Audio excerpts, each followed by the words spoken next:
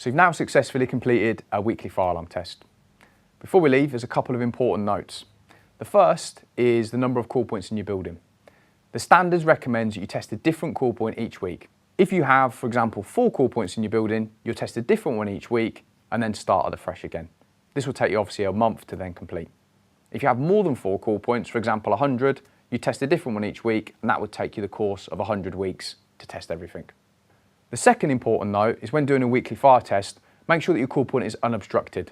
For example, if you're in a warehouse and you've had to move a pallet out of the way to get to the call point, that call point then remains unobstructed after your test.